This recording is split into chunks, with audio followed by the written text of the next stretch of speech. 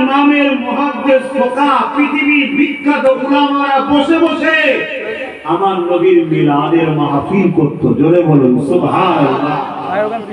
কিন্তু 120 বছর হলো বন্ধ হয়ে গেছে। কেন বন্ধ হয়ে গেছে সবই আপনারা জানেন, তাদের হাতে এখন চলে গেছে, সবই জানেন।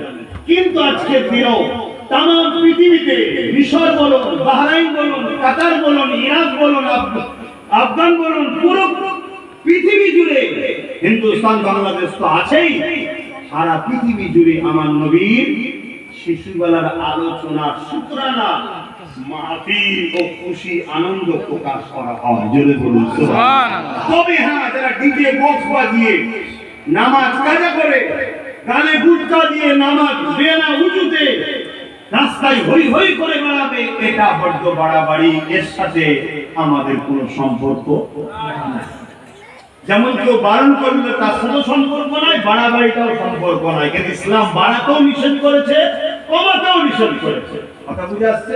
হ্যাঁ, যদি গ্রামের মধ্যে বা নিজেরা সুন্দরভাবে মাথায় টুপি দিয়ে ইসলামিক ভাবে কোন রকম ভাবে বিনা উজু হালে উজু ছাড়া নয়, আমার হুজুরের মেসেজ মানুষের কাছে পৌঁছাবার জন্য, আমাদের খুশির জন্য র্যালি করো, অসুবিধা নাই। দাদা হুজুর রহমাতুল্লাহ আলাইহির খলিফা ডক্টর শহীদুল্লাহ সাহেব এবং আপনার এই যে শুয়ে আছে জালালি হুজুর, জানেন তো জালালি দরবার বলে, ওনারা এই পশ্চিম বাংলায় হুজুর পাকের আগমনের র্যালি, কি বলে ওই র্যালি, জুলুস বার করেছিলেন। জোরে বলুন সুবহানাল্লাহ। কিন্তু বেশরিয়াতি কোনো কর্মকাণ্ড করলাবে না, বক্স লাগাবে, ডিজে বাজাবে, রোড জাম করে সর্বধর্মের মানুষকে কষ্ট দেবে। আমার নবী কষ্ট মিটাতে এসেছে, সেই নবীর নারা দিয়ে মানুষকে কষ্ট দিবার নাম ইসলাম। কথা মাথায় ঢুকলো? হ্যাঁ, রাজনীতির জায়গা আলাদা, ধর্মের জায়গা আলাদা। ধর্মের নামে কখনো রোড অবরোধ করে জুলুম করা মানুষকে চলবে না। আমার নবী সাল্লাল্লাহু আলাইহি ওয়াসাল্লাম রাস্তায় কিছু পড়ে থাকলে সেটাকে তুলে নির্জনে ফেলে দিতেন। কথা বুঝে আসছে? এটাকে মাথায় রাখতে হবে। তো যাক, আমি অনেক কথা বলে ফেলছি, আপনাদের কষ্ট হচ্ছে। আর একটু বলি, একটা বাজে 1:30 পর্যন্ত আলোচনা করার কথা আছে, আপনাদের অসুবিধা হচ্ছে না তো? তাহলে হুজুরের মিলাদের কথাই বলি।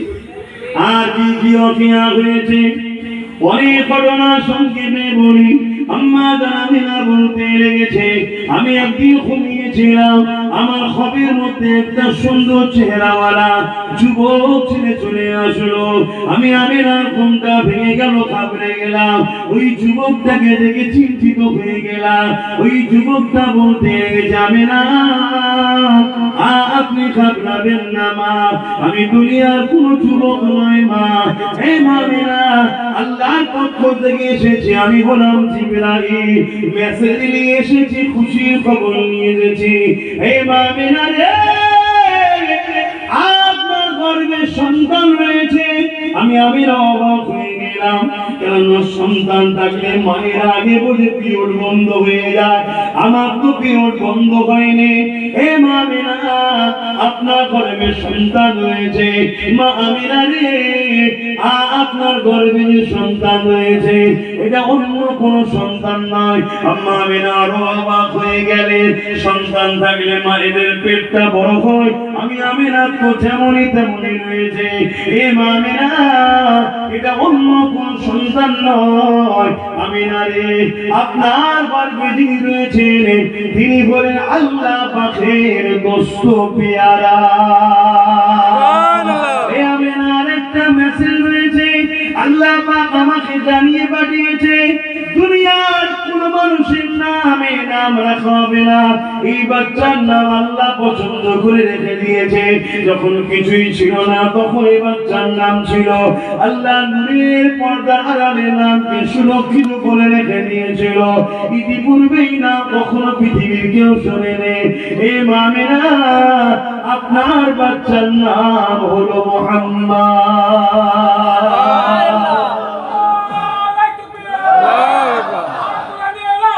ঘরে ঘরে চালু, বাকিগুলো কোথায় গেল?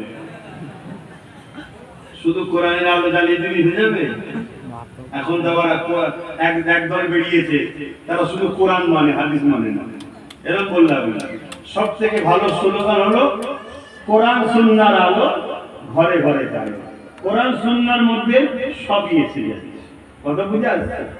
আর পাশাপাশি এটাকেও মনে রাখতে হবে, শরীয়তের দলিল চারটি, আদিল্লাতুল ইসলামে আরবাআতুন, কোরআন সুন্নাহ ইজমা কিয়াস। কথা বুঝা যাচ্ছে?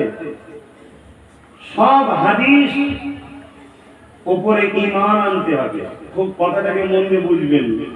সব হাদিস আমার নবী সত্য বলে বিশ্বাস করতে হবে, ঈমান আনতে হবে, কিন্তু সব হাদিসের উপরে আমল করা যাবে না। বুঝতে পারলাম? সব হাদিস উপরে বিশ্বাস রাখতে হবে, ঈমান আনতে হবে, কিন্তু আমল করা যাবে না। একটু খুলে বলে ভাবে যাচ্ছেন নাকি?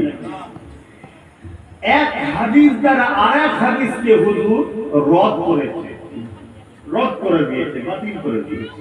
যেমন আল্লাহ নবী বলেন তোমরা কবর জিয়ারত করবে না, এটা হাদিস কিন্তু নবী বলেন, জানেন তো নাকি? টোটাল বন্ধ। কেন? সেই সময়ে মানুষ কবর জিয়ারতের নামে কবরের উপাসনা করছিল। যে আল্লাহ নবী বলে দিলেন তোমরা কবর জিয়ারত করবে না, টোটাল বন্ধ। যখন সব বন্ধ হয়ে গেল, আল্লাহ নবী তাদেরকে কবর জিয়ারতের ট্রেনিং দিলেন, শিক্ষা দিলেন, পদ্ধতি দিলেন। ট্রেনিং রেডি, শিক্ষা রেডি। আল্লাহ নবী বললেন তোমরা কবর বেশি বেশি করে জিয়ারত করবে, কারণ কবরের কাছে গেলে মরণের কথা মনে পড়বে। জোরে বলুন সুবহানাল্লাহ। তাহলে প্রথম যেটা হাদিস, কবর জিয়ারত করবে না, ওটার উপরে বিশ্বাস রাখতে হবে হাদিস, কিন্তু এটা আমল করা জোরে বলুন যাবে না। কেন? ওইটাকে রদ করেছে দ্বিতীয় হাদিসটা। এবারে প্রথম হাদিসে কত সনে, দ্বিতীয় হাদিস কত সনে, এত ডিপে তো আপনাদের ঢোকার ক্ষমতা নেই। এ তো মুহাদ্দিসদের কাজ। এজন্যই বলে ইমাম মানতে হয়। তাই বলি দাদা হুজুরকে মজবুত করে ধরুন, নিশ্চিন্তায় থাকবেন। যদি ভালো লাগে শুনতে